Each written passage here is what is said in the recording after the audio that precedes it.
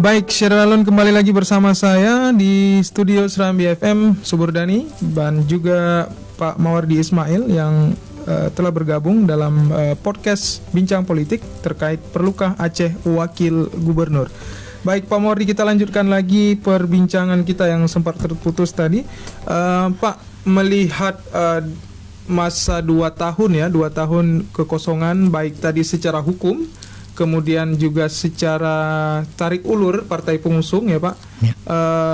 Ini Bapak melihat sebenarnya apa yang terjadi? Memang persoalannya di masalah hukum sendiri atau di persoalan partai pengusung tadi Pak?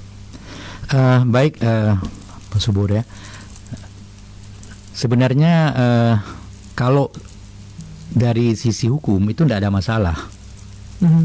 Kenapa tidak ada masalah? Karena di situ dalam pasal 176 itu tegas dikatakan bahwa itu diisi apabila masa jabatan yang tersisa itu lebih dari 18 bulan sejak jabatan itu lowong. Itu clear. Tidak ada khilafiah. Artinya apa? Sejak Pak Nova dilantik sebagai pejabat sebagai gubernur yang definitif, itu jabatan wagub itu sudah lowong. Artinya terbuka peluang bagi partai-partai pengusung untuk mengisi jabatan tersebut. Nah, pertanyaannya kemudian adalah apakah cukup waktu untuk itu? Kan sesuatu yang relatif. Kalau tadi ditanyakan ada persoalan-persoalan tarik menarik dan segala macam, ini yang tadi saya katakan, ini persoalan politik. Kalau persoalan politik itu relatif. Bisa 1 hari itu terlalu lama, ya, setahun terlalu cepat, ya kan? Nah, jadi yang kita harapkan adalah bahwa partai-partai pengusung yang merupakan partai yang berhak untuk mengusulkan calon wakil gubernur ini, itu harus berpikir tentang kepentingan, tentang perlunya seorang wakil gubernur untuk mendampingi Pak Nova dalam rangka melaksanakan tugas-tugas pemerintahan di sisa masa jabatan ini. Nah, ini yang harus ada pemikiran seperti itu. Untuk apa? Untuk kepentingan Aceh yang lebih baik. Ya. Karena apa? Karena memikirkan kita berpikir 2 orang tentu lebih baik daripada berpikir 1 orang. Betul, ya. Betul. Nah, jadi oleh karenanya makanya kita lihat pengisian ini ya itu diatur paling kurang di 2 undang-undang. Dalam undang-undang pemerintahan Aceh dan dalam undang-undang tentang pilkada. Kalau dalam undang-undang tentang pemerintahan daerah, undang-undang nomor 23 tahun 2014, itu hanya disebutkan bahwa pengisian lowongan ini dilakukan berdasarkan ketentuan yang terdapat dalam undang-undang pilkada. Artinya 2 undang-undang inilah. Dan kalau kita lihat kedua undang-undang ini, itu tidak ada bedanya. Bedanya adalah bahwa kalau dalam undang-undang pemerintahan Aceh dikatakan gubernur mengusulkan 2 orang calon yang diusulkan oleh partai pengusung. Kalau undang-undang pilkada mengatakan partai pengusung mengusulkan melalui gubernur. Jadi redaksinya sedikit berbeda, tapi substansinya sama. Cuma ada hal yang menarik begini. Sebelum perubahan Undang-Undang nomor 1 2015 dengan Undang-Undang 10 tahun 2016, itu di situ dikatakan bahwa tata cara pengisian lowongan kekosongan jabatan wagub ini dilakukan akan diatur dengan peraturan pemerintah. Kalimat yang digunakan adalah diatur dengan. Nah, tetapi setelah perubahan berubah, bukan lagi diatur dengan, tetapi diatur dalam peraturan pemerintah. Dalam pengertian hukum, diatur dengan diatur dalam itu berbeda. Ya. Kalau diatur dengan, artinya harus ada satu peraturan pemerintah tersendiri untuk itu. Tapi kalau diatur dengan, diatur dalam, itu boleh saja diatur dalam peraturan pemerintah yang mengatur masalah-masalah lain. Nah, jadi oleh karenanya ada juga pertanyaan-pertanyaan di luar. Nah, ini kan sampai sekarang ini katanya belum ada peraturan pemerintah tentang itu.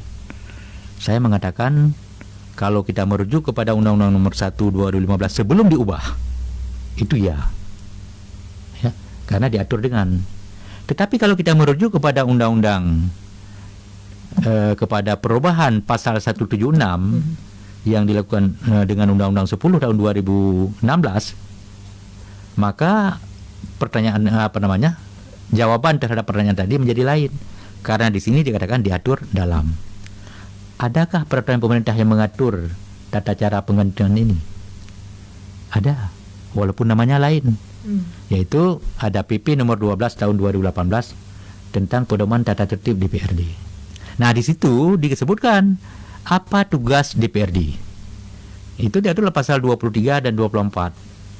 Ya, bagaimana dia harus diputuskan dalam rapat paripurna dan segala macam.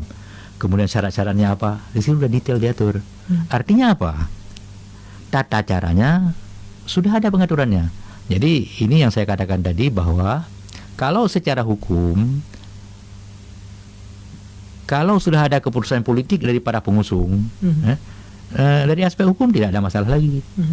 Regulasi yang ada sudah cukup memadai, ya. Tinggal lagi kesepakatan pengusung. Baik Pak, ada 6 partai pengusung. Ya, seperti sudah saya sebutkan tadi, ada PNA di situ, Demokrat, P3, PKB, PDA, satu lagi PDIP sebagai partai pendukung.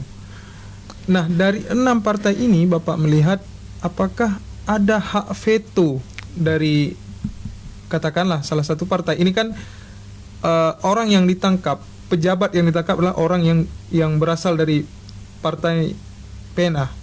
Apakah kemudian PNA juga mempunyai hak veto untuk menentukan wakil gubernur nantinya, Pak? Secara yuridis tidak ada veto, tidak ada hak veto. Tapi persoalan secara etis, secara moral, itu masalah lain, ya kan? Jadi oleh karenanya, maka yang diharapkan di sini adalah musyawarah, ya, musyawarah di antara mereka ini dengan mengedepankan kepentingan Aceh. Dan di sini kita akan lihat sejauh mana partai-partai pengusung ini mampu menerjemahkan kepentingan Aceh yang lebih besar dibandingkan dengan kepentingan ataupun ego masing-masing partai pengusung ini. Jadi ini saya kira menjadi penting, ya. Kenapa penting? Agar ini tidak berlarut-larut.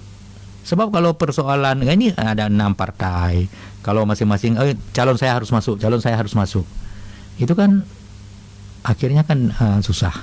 Sebab dalam pengusulan ini saya melihat walaupun secara hukum itu tidak diatur bahwa harus disetujui oleh gubernur dan segala macam, tetapi untuk efektivitas pemerintahan kita juga harus jujur bahwa calon yang diajukan itu adalah harus calon yang bisa bekerja sama dengan gubernur. Ya. Sebab kalau yang diajukan calon itu adalah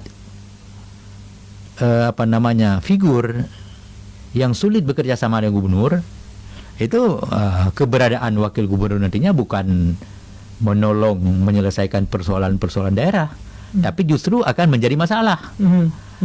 Dan itu kita tahu kan banyak sekali konflik-konflik yang terjadi antara kepala daerah dengan wakil kepala daerah itu di mana-mana. Jadi kita berharap di Aceh itu jangan terjadi. Agar itu jangan terjadi, maka faktor musyawarah dan mufakat itu menjadi penting. Baik musyawarah mufakat di antara sesama partai pengusung maupun kesepakatan dengan gubernur definitif. Artinya menurut Bapak yang harus diajukan itu bukan figur, Pak, tapi orang yang bisa bekerja sama. Iya, artinya indikatornya, Pak. Indikatornya ya. Yang pertama kapasitas tentu. Yang kedua adalah bisa bekerja sama. Sebab agar begini, mengisi jabatan wakil gubernur untuk masa yang tidak terlalu lama lagi ini maunya efektif. Jangan sampai masa yang singkat ini nantinya dipenuhi dengan konflik. Dan kalau itu terjadi, yang rugi siapa? Yang rugi tentu Aceh. Padahal dari berbagai tinjauan tadi kita katakan bahwa pada saat sekarang ini Aceh itu sangat membutuhkan wakil gubernur. Tapi yang dibutuhkan itu ada wakil gubernur yang bisa membantu gubernur untuk kepentingan Aceh. Bukan asal ada wakil gubernur. Kalau asal ada lalu kemudian jadi masalah, nah itu akan merugikan. Jadi itu yang perlu dipertimbangkan juga. Jadi kita tentunya berharap, dan saya yakin karena partai-partai pengusung ini walaupun partainya tidak besar-besar amat ya, kecuali Demokrat satu yang agak lumayan ya, tetapi partai-partai yang udah dewasa, kan artinya partai-partai ini kan partai-partai yang sudah mengikuti pemilu beberapa kali, ya kan, udah berapa kali mereka ikut. Artinya secara kepartaian mereka adalah partai dewasa. Jadi bukan lagi partai baru ya. Jadi oleh karenanya kita yakin bahwa dalam waktu yang dekat, apalagi dalam beberapa hari ini kan kita baca bahwa sudah ada semacam kesepakatan di partai pengusungnya. Di partai pengusung, walaupun kesepakatan itu belum mengerucut kepada 2 orang, ya kan? Tadi saya katakan bahwa yang pertama kesepakatan dengan partai, lalu kemudian juga perlu sounding kesepakatan dengan gubernur. Walaupun ini bukan keharusan yuridis, ya, jangan dikatakan ini tidak. Jadi ini adalah keharusan secara untuk efektivitas pemerintahan ke depan itu perlu. Ya. Oke. Nah Pak, kembali ke soal PNA tadi Pak. PNA seperti kita ketahui sejak Pak Irwandi bermasalah dengan hukum, internal PNA pun gaduh Pak, sehingga terjadi dualisme. Dan sampai sekarang meski memang Irwandi juga telah merangkul kembali PNA yang diserahkan, ini legal formal partai ini sendiri Pak, apakah bisa untuk terlibat dalam pengajuan ini? Ini yang saya katakan itu aspek hukum. Kalau aspek hukum kan tidak bisa ditelekung. Tidak, karena kalau hukum itu tidak relatif. Ya. Jadi oleh karenanya PNA pun harus melihat